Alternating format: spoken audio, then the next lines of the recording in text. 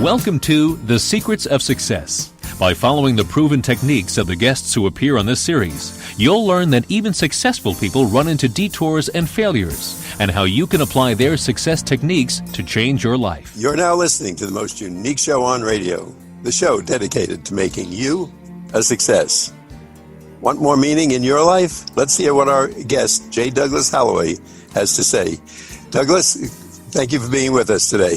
It's a pleasure, Bill. Pleasure. Thank you.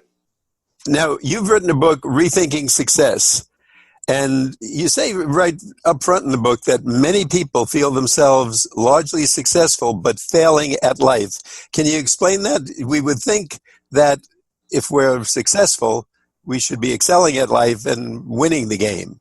So why are we failing while at the same time being what the world would consider successful?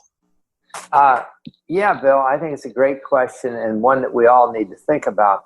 I call it the unintended consequences of success. And what they are, the heart of it is isolation. You know, our society is really struggling with loneliness on epic levels.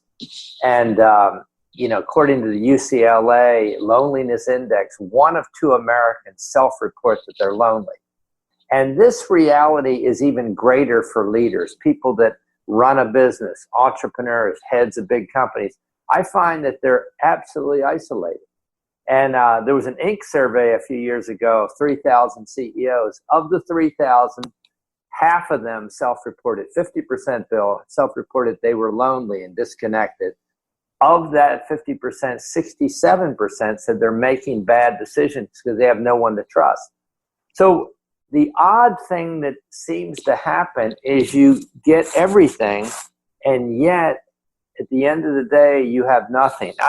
You know, as you know, when I start in the beginning of the book, you know, Rethinking Success, I cite Marcus Pearson, who sold his wildly successful book, wildly successful company, Minecraft, for $2.5 billion at 35 years old.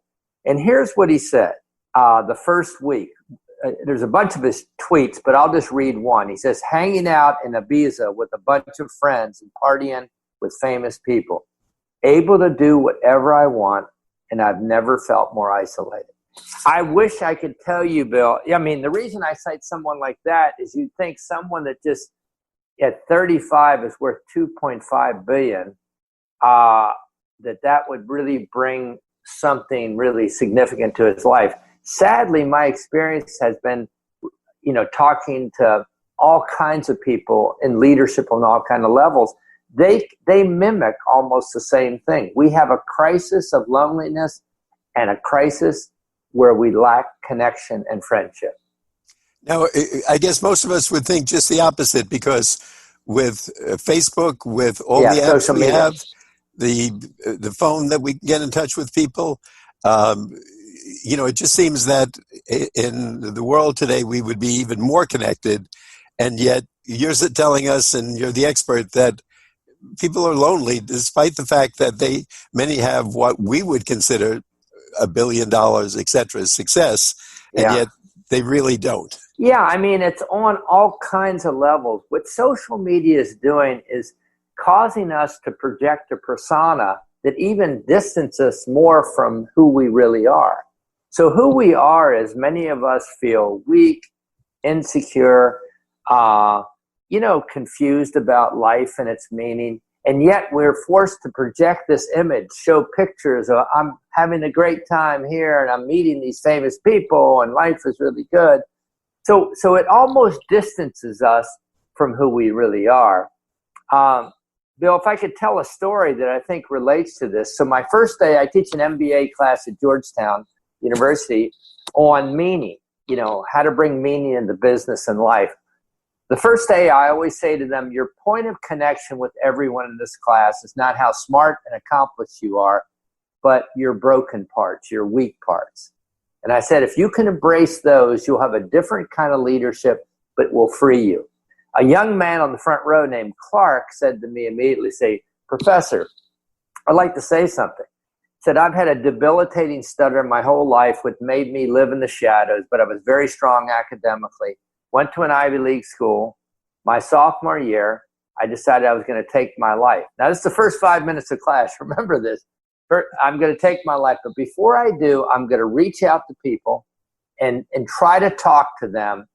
But I know they're going to laugh at me and ridicule me because I can't put 5 words together without stuttering.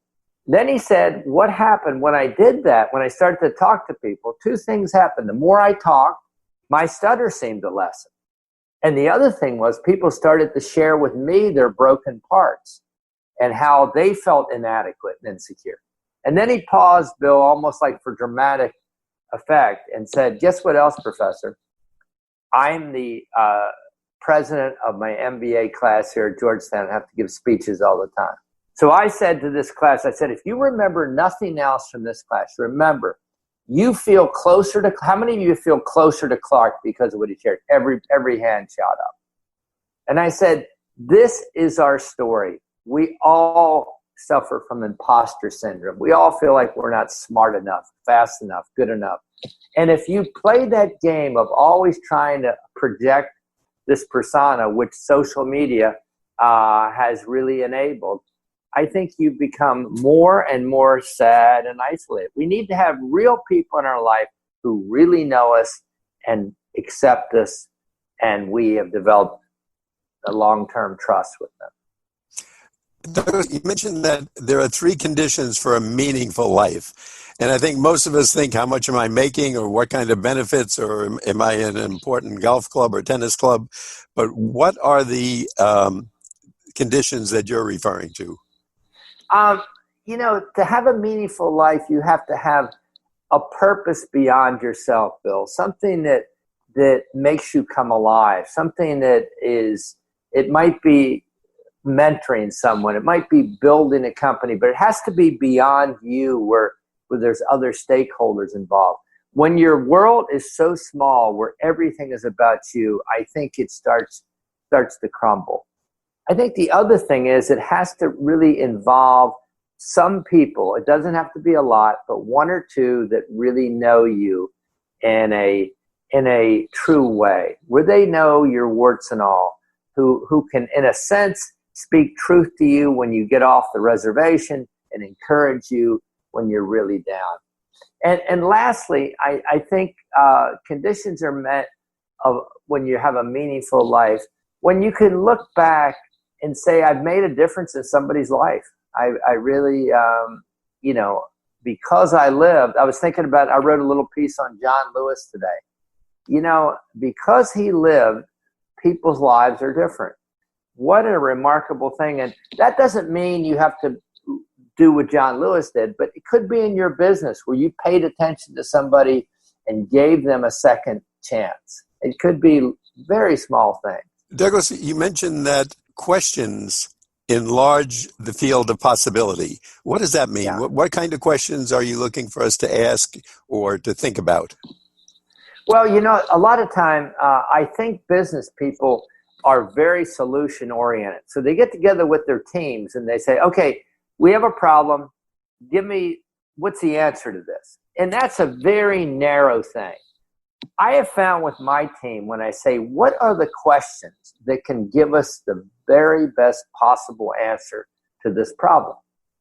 And it enlarges the conversation where you can really start seeing this problem in a broader sense and come up with much, much better possibilities. So that I'd say that. The other is, as Einstein said, he said, never stop asking questions. What I try to do with myself every morning, I have certain disciplines I try to do, and sometimes I don't do them, sometimes I do them. But in addition to having gratitude lists, I try to ponder one question a day. And I have a list of them in my book. Questions about, what would you shout from the mountaintop? Who do you need to forgive? What makes you come alive? Where do you feel like, what are your strongest 3 gifts and giftings and how they can contribute? So I think, as Socrates said, the unexamined life is not worth living. I think what I'm calling for in this book, Bill, is for us to create space where we can examine our lives, where we can really think. We're in a intensely competitive world where things are fired at us. Social media has made it 24/7. We're always on. And, we need to figure out how can we hit the pause button and really think. Many of us are terrified to think and be alone.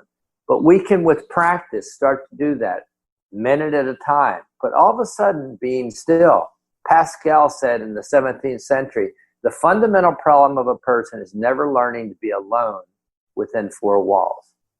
If you can't be alone with you and you're not happy with you, guess what? You're going to spread an infection in your business culture, in your family, and in broader society. So I often say, Bill, the best thing I can do for my family, for the businesses I run, and for the greater good is for me to be the healthiest version of Doug Holliday that I possibly can. You're listening to The Secrets of Success on the voice of Nassau Community College, 90.3 WHPC. I'm your host, Bill Horan. Our guest today is J. Douglas Holliday. He's the author of Rethinking Success. Douglas, can you tell us where can we get the book, and is there a website where we could find out more? Yeah. The book, you can get it from Amazon, and it's published by HarperCollins. We have a website, a landing page, www.DougHolliday, HOLLADAY.com, Doug Holliday. And a nonprofit also I started, Bill, it's called Path North, PATHNORTH.com.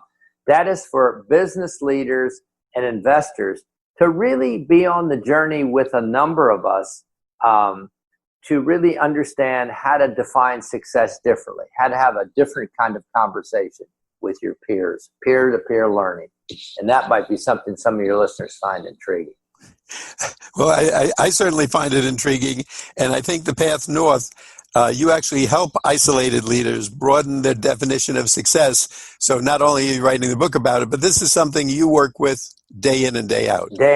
Yeah, I started this because during the last financial crisis in 2008, so many of my friends who had everything just didn't like their lives. And they said, I'm going to leave commerce and business and just, isolate myself and my family. And I said, that's not a good strategy. We need business people who bring a different mindset, who bring purpose-driven living to the conversation. It's funny, Bill, my MBA students, and this is a small sample, but I think it's true on a larger level. So many people in their 20s and 30s would take less money if they felt like they could be a part of companies that had a purpose beyond profits.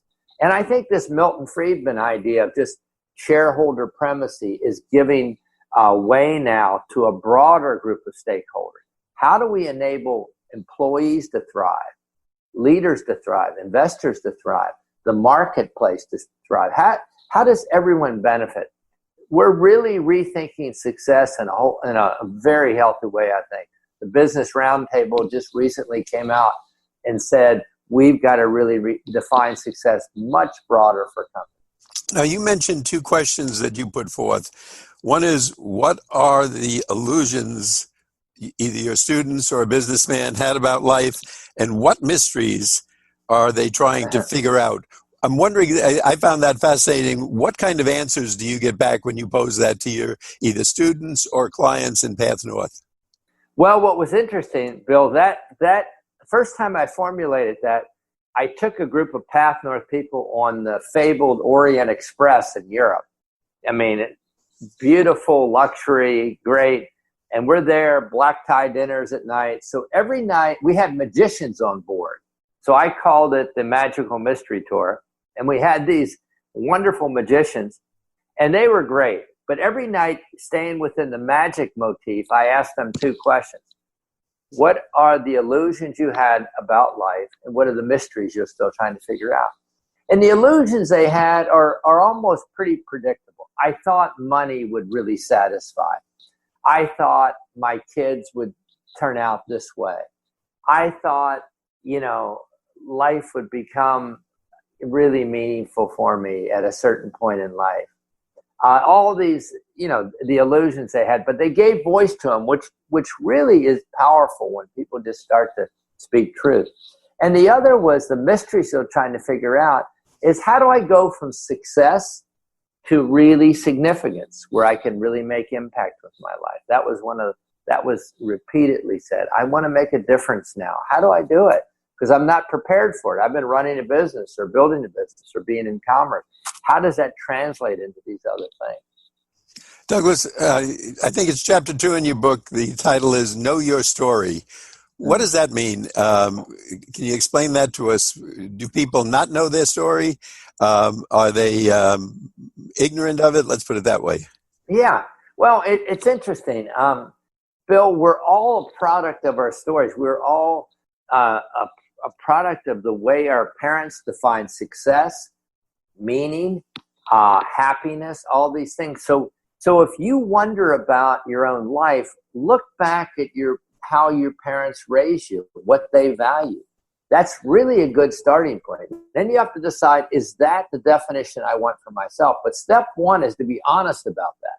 If you came from an angry, raging family, there's a pretty good chance that's what you're going to replicate. We replicate all of these bad traits and things that we've observed. The power of observation and modeling cannot be minimized, for good and for ill. The first time I heard that term was through Warren Buffett's son, Peter, who's a friend of mine. Peter said this: we're all born into someone else's story. And he said, here I was at Stanford, sophomore year, studying finance. And then I didn't like it. I wasn't good at it. The only reason I was at Stanford was because of my last name. Then my father famously announced he wasn't going to leave us the billions. And he said that was disconcerting. But then my mother called me about 7 months later and said my grandfather had died and left me $92,000. He said that day I packed my car in Palo Alto and started driving to New York to pursue my story. And my story was to be in music and not finance. And that's what he's given his life to. He did part of the score for Dances with Wolves, had won some Emmy Awards, and has had a successful career in the music business. That's what I mean, Bill, by saying, do I have to live my story the way my parents taught me? Or maybe I need to pivot. But it takes courage to as Brene Brown says, it takes a lot of courage to live your own story. It really does. Now, Douglas, you again, throw out another question to us and ask us what would surprise us to learn about ourselves or surprise somebody else. Why is that in this mixture? I found that an unusual one. Let's say they're a former football player or a scholar athlete or a speech and debate person. How does that affect us? Well, what's interesting is I find that there are elements of our story that are surprising. And part of why I do that with people sometimes is I want them to realize that we think we know people, but often we don't. And I tell the story in the book, Bill, about a champion athlete's family. You would know the name of a top athlete. And I love this young man. I was close to the family. We traveled around the world, but the father and I were kind of oil and water. I'm a little bit of a free spirit. He was really colored within the lines, very, very rigid. So I went to this young man, one of his games one time. He's a professional athlete. And the morning of the game, I walk into the restaurant and there's no one else in there to have breakfast. It's very early. He was sitting there. And I said, oh my gosh, I have to sit with him. He doesn't want to be with me. I don't want to be with them. But we sat down and I said to him, I said, Bill, I'm curious. I've never asked you your story. Could I understand it? And he told me this amazing story. He said, my family had a dark, dirty secret, which I always knew something was wrong, but I didn't discover it till I was 39. In this small town where I grew up in the Midwest, my father had another family in that small town. He had another wife and children. Unbelievable how he pulled it off. So I said to Bill, how did that affect you in your later life? He said, well, I don't want any ambiguity in my life. I just want blacks and whites. Clarity is what I want. So I went from, Bill, judgment about how rigid he was to compassion, understanding. Okay, I get this. Once I understood his story, everything opened up for me. So I'd say, Bill, why is this important?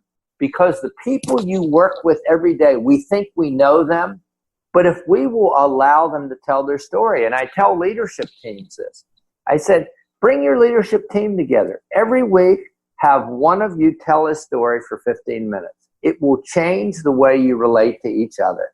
You didn't realize this woman who you've been working with for 10 years has an autistic son. Do you think that makes a difference in her life? Do you think that shapes how she thinks about the world? So Bill, I'm just suggesting we need to understand the people we're working with. Our bosses, many times they're raging, angry, frustrated. And you say, once you have a moment where you can say, tell me your story, what shaped your life, all of a sudden you start to get them. So I think it's important, Bill, for all kind of reasons that we understand what we're bringing into the party, because we all were born into a story, and we bring good stuff and pretty horrible stuff. Yeah. Douglas, once again, I want our audience to know you're listening to The Secrets of Success on the voice of Nassau Community College, 90.3 WHBC. I'm your host, Bill Horan. Our guest today is J. Douglas Holliday, spelled Holladay. His book is Rethinking Success, as you might have been able to figure that out as he's talking. And Doug, can you tell us where we can get the book and the website where we can learn more about the book? Yeah, thank you, Bill. You can order it on Amazon. And or if you want to do bulk orders, you can look at our landing page, www.DougHolladay, DougHolladay.com. And what I've found interesting, I've been doing a lot of these kind of interviews with corporations where CEOs will interview me. You know, I just did one last week with Guggenheim Securities with about 800 of their clients, and they send them the book. And I've done that with lots of companies, UBS and others, because they're all looking for a different kind of conversation with their clients and with their employees. They want to connect differently with each other. Now, Doug, I read in your book that if you don't follow up on what you call your story, you're more or less doomed to repeat it. Did I get that right? Yeah, I mean, if you're just unconscious of it, you're going to, what is that definition of success? I mean, of insanity? Doing the same thing over and over again and getting the same result. If we're not aware of why we have sabotaged our life repeatedly in these patterns, unless we consciously look at that and find out where that's coming from, we're going to repeat these patterns our whole life. And they're so toxic and destructive. This is why, I keep going back to that Socratic idea. The unexamined life's not worth living. Let's dare to examine where these things are coming from. And the freedom comes from really looking at our lives in a truthful way. We can't change until we look at it in the light of day and say, okay, I know that's not working for me. Where did it come from? And some people need a deeper dive into this, and they're going to need professional help and others. But for a lot of us, just starting the process of introspection is powerful and life-changing. Now, Doug, you mentioned in the book that most people confuse their life situation with their actual life. Can you give us an example of that? Yeah, I think, Bill, and another way to say that is I think people confuse happiness and meaning. In other words, happiness is circumstantial. That's your life situation. Today, I'm really struggling. I'm depressed, or my kid is having a struggle with drugs, or I'm going through a divorce. This is your life situation. So I'd say this, meaning is quite different from the externalities. Externalities are, I bought a nice house, I just got a raise, all these things. Meaning is part of the permanent and part of the soulishness that brings you happiness and real joy. And I'd say, if you doubt me on that, think about raising children. I have 3 boys. So, Bill, if you ask me, have I loved raising those children? The answer is, well, yes, some days, and no other days. But if you turn the question on its head and say, does that bring meaning to your life? I'd say it's been the most meaningful thing in my life. There's a real difference. So the guy that put me onto this was the psychotherapist, Viktor Frankl, who wrote Man's Search for Meaning. He was a therapist, and he was in the Nazi death camps. And he realized, Bill, that those who thrive in life and in those horrific circumstances were not the physically robust, but those who had an inner purpose, those who had something to live for beyond those death camps, who said, someday I'm going to play the piano again. Someday I'm going to see my children. Someday I'm going to write the great novel. So I would say it's really one of the most important findings I have in the book. I think the difference between those kind of internal things that are really about meaning and those external merit badge things. Said another way, David Brooks, New York Times columnist, he talks about the difference between resume virtues and eulogy virtues. Resume virtues are all the things we accumulate over the years and we think are so important. The eulogy virtues are how we're going to be remembered by those who loved us the most. They're the things to make sure we're investing in. And Doug, I know in the book you mentioned that you hate the term networking. And we would think, or for a lot of us, we think that that's how we're expanding our network of friends or people that we deal with, but apparently not. Why do you hate that term so much?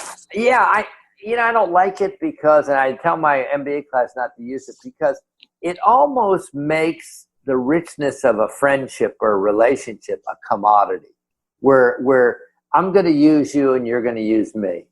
They're amazed. I'm doing my class right now, and I bring in, for every time we meet, I bring in a rock star. The first night I had the chairman and CEO of Johnson & Johnson. The next night I had the lead director of Starbucks. I bring these people, and they said, Doug, why do they come to your class? Why will they do this? I said, look, I don't pay them anything. We just are friends, and I've invested in them, and they've invested in me. But if they felt like I was using them, they'd never do this. So I think what is interesting is once the measure you give is the measure you get. The more you give to others, you'll get. But if you just think about networking, I know when somebody calls me up, and when I feel like I'm being used, it's not a good thing. And it just feels bad. But I help people all the time. Doug, before we wrap up, once again, I want our audience to know that our guest has been J. Douglas Holliday, Holladay. His book is Rethinking Success. And please give us that website one more time. Yeah. The landing page is www.DougHolliday, DougHolladay.com. Doug, we want to thank you for being with us and forcing our hand to rethink our success a bit and taking some lessons from you and what you've learned. Thank you so much for being with us today. I'd like our audience to know that you've been listening to The Secrets of Success on the voice of Nassau Community College, 90.3 WHBC. I'm your host, Bill Horan, asking you to please join us again next week at the same time when we will continue our journey to success.